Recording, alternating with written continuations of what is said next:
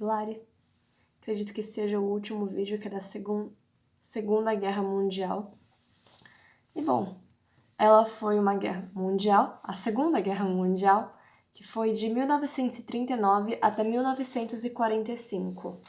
Agora, para entender a Segunda Guerra, você tem que entender a Primeira, né? Principalmente as consequências para a Alemanha, né? Todos aqueles tratados, indenizações, blá blá blá. Né? Ou seja, a Alemanha estava completamente cagada, né? Então, uma das principais coisas que moveram essa guerra foi o ressentimento alemão em relação ao Tratado de Versalhes.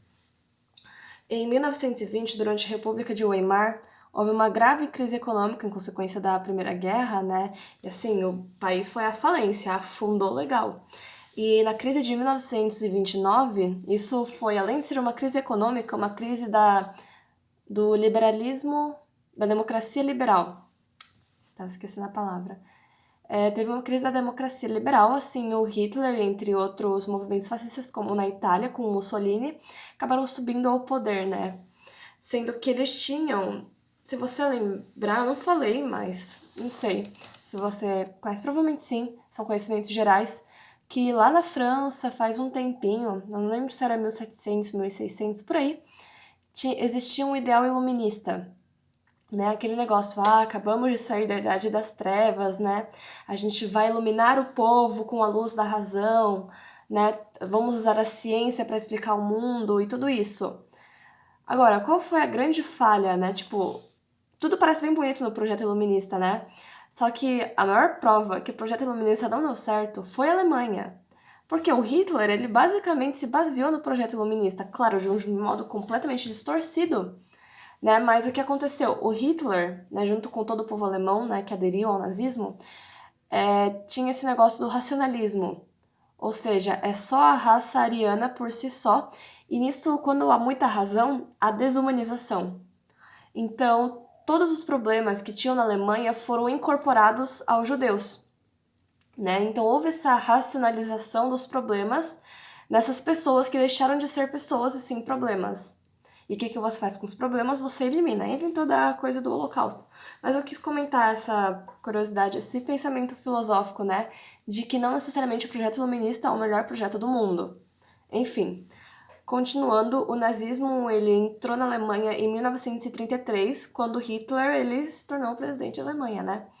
Nisso ele começou um expansionismo e militarismo alemão, né? Então ele, primeiro, para ele poder começar a fazer esse expansionismo, ele tinha que recuperar a economia, coisa que ele fez. Ele conseguiu essa proeza, né? E assim que ele recuperou a economia alemã, ele começou o rearmamento. Porque se você lembrar, no Tratado de Versalhes, eles só podiam ter 100 mil soldados. Ele cagou para isso e resolveu investir forte na indústria bélica, começou a recrutar, todas essas coisas. Só que a Alemanha não, a Inglaterra e a França não fizeram nada, sabe? Tipo, deram uma comentada, mas não fizeram nada mais além disso, porque elas estavam com medo de uma Segunda Guerra Mundial, né? Queriam evitar o conflito o mais possível. Então eles meio que deixaram o Hitler na dele, fazendo as coisas que ele queria. Aí ele começou o expansionismo. Ele tinha o objetivo de construir o Lebensraum, ou seja, tradução espaço vital, ou seja, um espaço onde o Império Alemão, na verdade, né, onde ele ia recuperar todos os territórios que historicamente eram ocupados por povos germânicos, né, e assim ia criar o Terceiro Reich, que seria da raça ariana, que seria a raça pura, sendo que tudo isso daí ia ser sustentado pela exploração da mão de obra eslava. Esse era o ideal do Hitler, o que ele queria e o que ele falava para toda a nação alemã. Foi uma política de muita doutrina, blá blá blá, todas essas coisas que você já deve imaginar. Agora, tiveram 3 momentos dessa expansão, né? No começo dessa expansão, no caso, antes de se tornar a Segunda Guerra Mundial.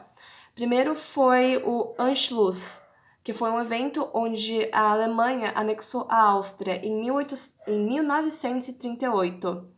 Nisso, as potências já ficaram meio, sabe? Não tá legal isso daí, né? Até que, em 1939, houve a Conferência de Munique, em que França e Inglaterra negociaram, nossa, português é difícil hoje, negociaram com a Alemanha para que ela anexasse os Sudetos, que era uma parte da Tchecoslováquia, era uma parte da Tchecoslováquia, já que ele já estava com esse objetivo, e que o expansionismo no Hitler ia parar por aí. E tá bom, eles assinaram esse acordo, só que o Hitler, obviamente, ele aproveitou e pegou quase toda a Tchecoslováquia para si só, né? Nisso tá bom, os ingleses e os franceses estavam, tipo, em cima do muro, mas ainda estavam tolerando. Até que, em 1939, 1º de setembro de 1939, Hitler decidiu invadir a Polônia. Isso não estava no Acordo de Munique, né? Então, quando Hitler invadiu esse país, começou a Segunda Guerra Mundial. Esse foi o estopim. Né? Aí veio todo aquele negócio, a França e a Inglaterra declararam, aí todo mundo que tinha um tratado militar com eles foi junto, e todo mundo que tinha um tratado militar com a Alemanha foi junto com a Alemanha, né? Mas por que eles não só invadiram, sabe? Eles falaram, eu vou entrar na Polônia, é meu. Eles usaram uma justificativa. Agora, qual era essa justificativa? Que houve ataques poloneses às fronteiras com a Alemanha. Porém, esses ataques foram forjados por nazistas, né? Então tem todo esse auê aí no meio. Enfim, agora indo pro que eu chamo do miolo da guerra, começando pelo Ocidente, porque também teve no Oriente e na África.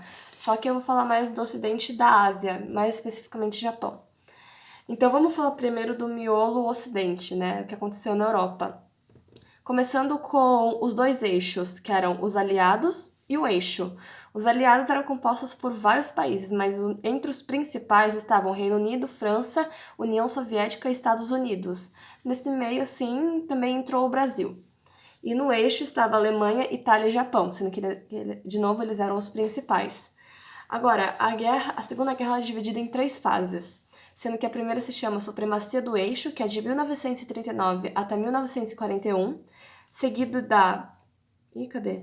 seguido do Equilíbrio das Forças, que foi de 1942 até 1943, e finalmente a Derrota do Eixo, que foi de 1944 até 1945. Agora eu vou falar um pouco de cada fase. Bom, a Supremacia do Eixo, né, esse período, foi quando houveram várias conquistas alemãs, das tropas alemãs, ou seja, eles conseguiram invadir um monte de lugar, anexaram um monte de lugar, o Holocausto estava vibrando, tudo isso daí. Por quê?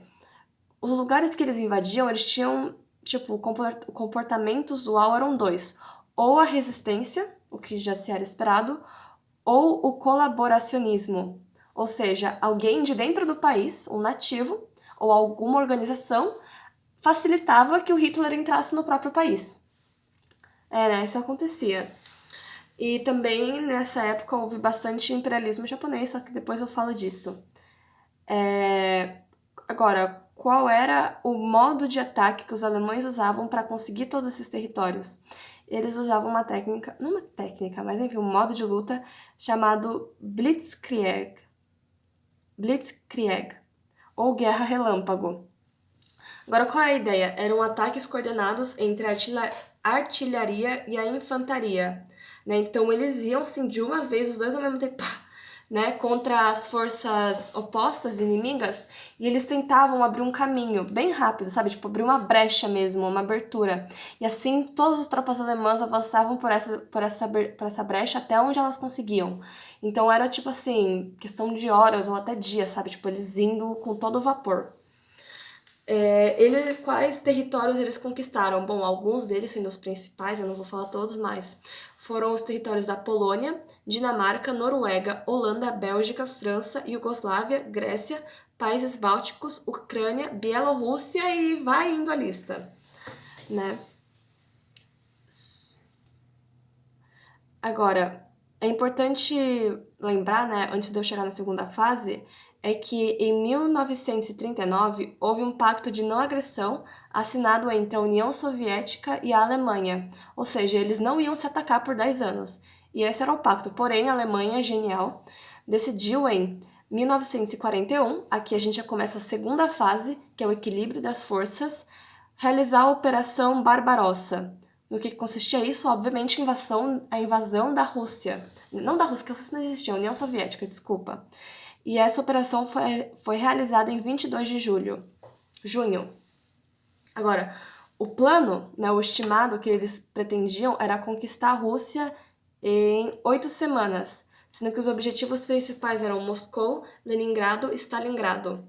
Agora, Moscou eles quase conseguiram, eles chegaram, tipo, faltavam alguns quilômetros para eles conseguirem chegar na capital, só que a resistência soviética não deixou e eles foram recuando. Não recuando, mas tipo, sendo empurrados para fora. Né? Em Leningrado, houve um cercado de 900 dias, ou seja, ao invés deles, sabe, tipo, quererem chegar assim na cidade de uma vez só, eles cercaram a cidade por 900 dias e não deixaram nenhum recurso entrar. Ou seja, por 900 dias as pessoas daquela cidade morreram de fome. E, por fim, foi a tentativa, né, de conquista de Stalingrado, que, bom, durou mais ou menos um ano, foi de 42 a 43, só que, de novo, eles quase conseguiram, só que resultou na derrota, né? Na guerra, na tentativa de conquista de Stalingrado, morreram entre 1 a 2 milhões de pessoas, incluindo soldados, civis, todo mundo. A cidade, ela ficou arrasada, completamente arrasada depois disso. Agora, como é que aconteceu? Eles estavam quase chegando, só que aí os soviéticos começaram a empurrar os alemães para fora da cidade. Só que os alemães, eles não tinham ordem de recuo. Então eles não podiam, sabe, tipo, na hora que eles fossem, tipo, expulsos da cidade, eles irem na deles. Eles tinham que ficar em volta da cidade. E porque eles não podiam recuar, eles acabaram sendo cercados pelos soviéticos. E assim começou um colapso do exército, da indústria e da economia alemã. Foi aí que tudo começou a ir ladeira abaixo, né? Em 1943, os Estados Unidos e a Inglaterra conseguiram expulsar os alemães do norte da África. E com esse evento, a gente entra na terceira fase, que é a derrota do eixo. Ou seja, todo o eixo estava em decadência. Né? A união das forças francesa, inglesa e americana conseguiram recuperar o sul da Itália pela invasão da ilha de Sicília.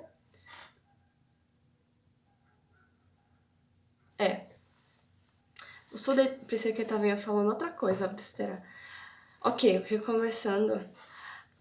Esse momento se começou com a invasão da ilha de Sicília, que ficava no sul da Itália, pelos aliados. Ou seja, assim já tiraram Mussolini do governo, já caiu o fascismo na Itália, né? Ou seja, a Alemanha já perdeu um aliado do eixo. Assim, o exército nazista ele foi se deslocando e concentrando as suas forças de defesa no norte da Itália, né? Porque, bom, já tinham invadido o sul. Também, nesse período, eles tiveram a perda da Polônia, da Hungria e da Iugoslávia, né, na Batalha de Ardenas, que aconteceu em 1945, onde a Alemanha ela tentou recuperar a França e a Bélgica. Porém, foi um fracasso e eles perderam um monte de territórios. Né? Uma coisa que eu esqueci de mencionar é que a participação brasileira foi nessa recuperação da Itália pelos aliados, tá? Só deixando meio que no ar. E em junho de 1944 houve o Dia D, que foi a reconquista da França. Né? A França tinha sido invadida pelos nazistas desde o começo da guerra e esse dia os ingleses planejaram assim recuperar a França e conseguiram. Né? Houve uma mobilização de mais ou menos 150 mil soldados. Bom, e esse daí foi basicamente o miolo da parte ocidental. Agora eu vou falar um pouco do miolo da parte asiática, que, pelo menos pra mim, não falaram muito nos meus livros de história, essas coisas. E, bom, acho que é uma parte dessa história da Segunda Guerra que não é tão conhecida pelo seu diploma de ensino médio, né? Então, o que estava acontecendo lá? Bom, antes até mesmo da Segunda Guerra, estava acontecendo uma política militarista e expansionista do Japão, né? Então eles estavam querendo conquistar todo mundo lá da Ásia, né? Mó filhos da mãe. Em 1937, houve a Segunda Guerra Sino-Japonesa, que foi outra guerra travada entre a China e o Japão. Agora, não sei se muita gente sabe dessa guerra, né? Pelo menos eu não sabia, eu acabei descobrindo sabe? vendo coisas aleatórias por aí. Enfim, e assim, essa guerra é muito horrível, né? Todas são, mas essa eu fico tipo assim, né? Porque, bom, eu tenho descendência japonesa. 2, os japoneses nunca pediram desculpas, né? Agora, o que que aconteceu nessa guerra? Em 1937, se eu não me engano, nesse ano, houve o estupro de Nanquim ou o massacre de Nanquim. O que foi isso? Foi a invasão das tropas japonesas em Nanquim, que é uma cidade, né, chinesa, e eles arrasaram a cidade assim em semanas. Se eu não me engano, foram 6 semanas. E eles estupraram assim milhares de mulheres. Milhares, milhares. E a dinâmica era tipo, você estupra uma mulher chinesa e logo após você mata ela. Sabe? Era essa a dinâmica. Então eles foram invadindo, invadindo e matando todo mundo naquela cidade. E nisso eles também, obviamente, além da China, eles foram invadindo a Coreia, Filipinas e tudo mais. Agora, nesses países, né, que foram invadidos, mas principalmente na Coreia, houveram as comfort women, ou mulheres de conforto, que não se falam muito hoje em dia, né? Que aconteceu? Eram mulheres, né, chinesas, filipinas, vietnamitas, coreanas, normalmente jovens, que eram sequestradas pelos japoneses, mas não assim. Acontecia, obviamente, sabe, tipo, deles invadirem a casa e pegarem uma noite e saírem correndo com elas. Mas, tipo assim, eles chegaram e falaram assim, o exército japonês, ele precisa de mão de obra em uma fábrica para tecer uniformes para os japoneses. A gente tava pensando na sua filha, né? Então, tipo, sua filha, ela podia vir trabalhar a gente por uns anos ou meses, depois a gente devolve ela, né? Ou, e, tipo, se a família negasse, eles perdiam tudo que eles tinham. Então era assim, vai ou não vai? Né? Então, tinha muitas e muitas mulheres que iam pensando que elas iam para uma fábrica de roupa, quando na verdade elas eram levadas à China, esses territórios, e elas eram estupradas por anos, se elas sobrevivessem por anos pelos soldados japoneses. Assim, os relatos são horríveis, né? Eram literalmente tipo assim, quartinhos, cada um separado, né? Uma mulher por quarto, e filas de soldados japoneses esperando um seguido do outro o dia inteiro. Tanto que muitas não sobreviveram. E as que tinham sobrevivido até o final da guerra foram mortas pelos japoneses, porque obviamente eles não queriam que soubessem que isso aconteceu. Então eles metralharam todo mundo. Né? Hoje em dia sobraram poucas mulheres, né, comfort women, na sua maioria coreanas, que foi onde aconteceu mais. E muitas delas já têm pelos 90 anos, ou seja, muitas estão morrendo. Eu acho que hoje em dia dá pra contar nos dedos quantos tem ainda no país. No país não, no mundo, né? E o Japão, ele nunca reconheceu, né? Eles, tipo assim, não tô falando do povo japonês, mas do governo japonês. Eles nunca pediram desculpas pelos terrores que eles cometeram nas guerras que eles causaram. Diferentemente dos alemães, por exemplo, né? Então, eu tenho esse mau gosto pelos japoneses nesse quesito. Né? Tanto que, curiosidade, o meu avô, ele viveu na Segunda Guerra Mundial a adolescência dele e minha avó a pré-adolescência e infância. Né? E minha avó era burguesa, então, tipo, sabe, ela meio que vivenciava, mas nada muito... né? O meu avô não, o meu avô ele era pobre, assim, miserável. E se você não sabe, existiam os kamikazes bem no final da guerra, né, quando o Japão já não tinha mais condições, mas continuava lutando. O que eram os kamikazes? Eram, em sua maioria, homens, né, que eram treinados por alguns dias a conduzirem um avião pequeno, né, que só cabia uma pessoa, a irem até certos locais, né, de inimigos e se jogarem contra as bases inimigas. Ou seja, era uma missão suicida. E meu avô, ele foi um kamikaze, né? Ele com 16 anos foi recrutado para ser um kamikaze. Ele treinou por uma semana como chegar no alvo dele, né, de avião. Só que 1 ou 2 dias antes de chegar a vez dele de ir no avião, acabou a guerra. Então, assim, muito por sorte, muito. Tanto que o meu avô, ele é um japonês arrependido. Né? Ele fala que o Japão não foi legal naquela época e nunca pediu desculpas. E minha avó nem comenta. Né? Não que ela não se arrependa, mas ela não gosta de lembrar. Enfim, continuando, chega de história. Historinhas, no caso, da minha família. Houve também, em 1939, a Batalha de Kakin-go, que foi entre os mongóis, que habitavam a União Soviética, o território, e apoiados pela União Soviética contra os japoneses. Nisso eles perderam, né, os japoneses perderam essa batalha, e isso fez com que eles concentrassem as suas forças na parte sul da Ásia, na parte da Coreia, essas coisas, né? Então, e também nos Estados Unidos. Então, essa batalha foi importante para, sabe, eles quererem entrar na Segunda Guerra Mundial. Em 1941, foi travada a Guerra do Pacífico, que foi a guerra entre Estados Unidos e Japão, pelo famoso ataque a Pearl Harbor, né, que aí os Estados Unidos já declararam guerra para meio mundo, incluindo o Japão, né? Isso mesmo. Em 1944, já mais ou menos no final da guerra, estava acontecendo a decadência japonesa. Ou seja, estavam na mesma história da Alemanha, né? Carregadíssimos, todo mundo sofrendo. Só que os japoneses têm esse negócio de honra. Ou seja, eles literalmente lutavam até a morte. Porque era muito vergonhoso você fugir de batalha. Então, aonde isso foi demonstrado principalmente? Nas batalhas de Iwo Jima, Okinawa e nas Filipinas. Né? Lá eles não se rendiam de jeito nenhum, porque se você se rendesse, né, como um japonês, você teria que cometer, nos casos mais extremos, obviamente, o seppuku. Seppuku. Que é um suicídio, né? É um ritual em que você se suicida, comete suicídio, pela vergonha que você causou aos seus familiares, e você enfia uma adaga nas suas entranhas. Pois é, né? Japão. Então, supostamente, né, agora nisso eu não concordo tanto, em 1945, os aliados, principalmente Estados Unidos, vendo que o Japão não ia desistir tão fácil, né,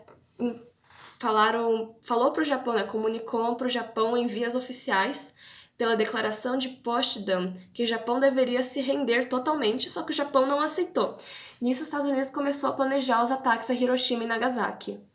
Agora, tem uma polêmica, né? Tipo assim, uns falam que eles fizeram isso porque era necessário para acabar a Segunda Guerra Mundial, e outros falam que foi só para os Estados Unidos demonstrarem o próprio poder. Assim, eu acho que sim, foi importante, obviamente, para acabar a Segunda Guerra Mundial, mas eu acho que não era o único jeito, né? Eu fui no Museu da Paz no Japão. E eles têm toda uma sessão, a sessão científica, em que explicam o negócio das bombas, e a sessão de relatos, né, que falam os relatos das pessoas e blá blá blá. E basicamente, uma das maiores razões pelo que os Estados Unidos fez esses dois foi, para testar a nova tecnologia que eles já tinham investido muito dinheiro em, tanto que Hiroshima e Nagasaki não foram bombardeadas nem atacadas uma vez durante toda a guerra. Agora, elas foram escolhidas estrategicamente porque elas tinham as melhores condições geográficas, de população e eram cidades industriais, para eles poderem testar qual era a potência da bomba atômica.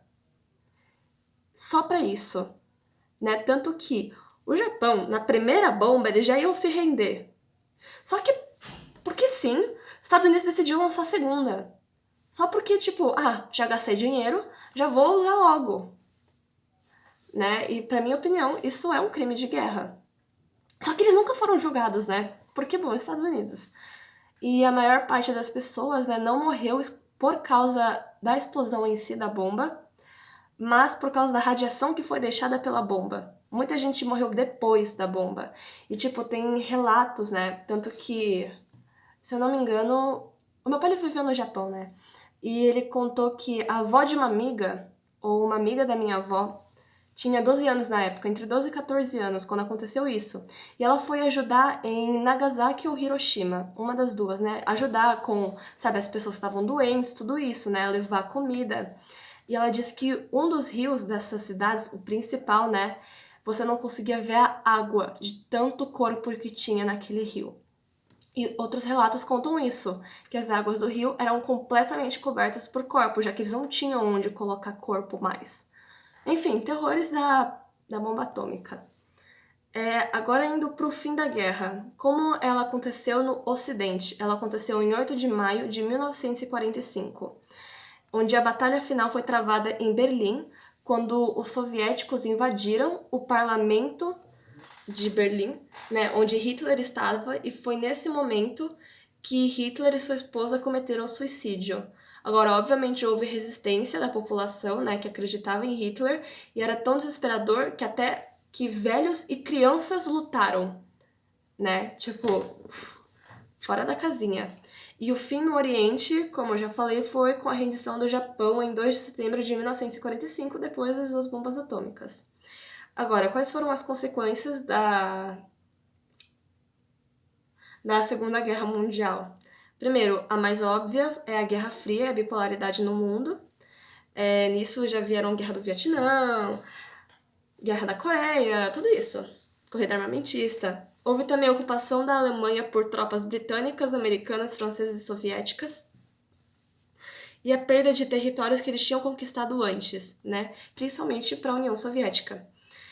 Também foram feitos tribunais para julgar crimes de guerras cometidos somente pelo Japão e pela Alemanha. Agora, eu concordo, realmente, tem que julgar muito. Só que acho que também deveriam julgar outros países, né? Pelo amor de Deus. Mas enfim, a história aconteceu. Também foi criada a Organização das Nações Unidas para evitar uma terceira guerra mundial, né? Depois disso, ou seja, a ONU. E também houve a elaboração do Plano Marshall, que foi um plano americano para a reconstrução da Europa. Nisso aí já veio um monte de riqueza para os Estados Unidos, né? Porque a Europa ficou devendo, foi pagando a dívida, Estados Unidos super produzindo a economia, e tudo isso. Bom, é basicamente isso que eu tenho que dizer sobre a Segunda Guerra Mundial, né? Ah, desculpa, eu esqueci, pelo amor de Deus. Você não pode falar de Segunda Guerra Mundial sem falar do Holocausto.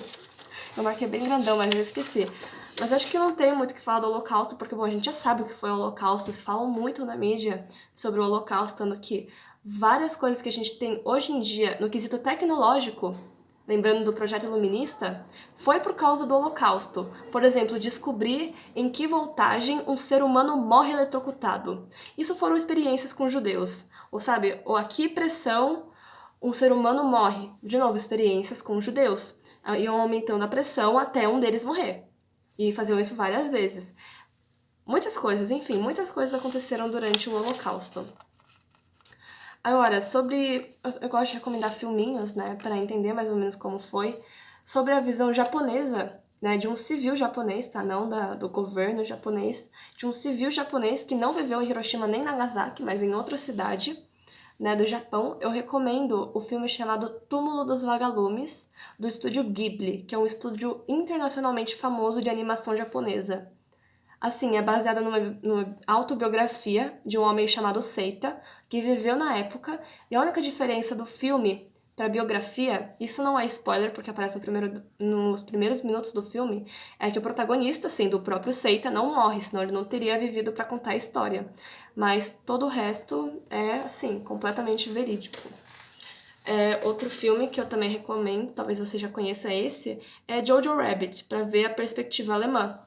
Né, que foi um filme que foi indicado a vários Oscars, né, muito bom por sinal, que fala sobre um garotinho vivendo na Alemanha nazista, né, sendo que a mãe dele faz parte da resistência, sem necessariamente ele saber, e o garotinho faz parte da juventude de Hitler, né? Então, essa vivência da sociedade na Alemanha nazista.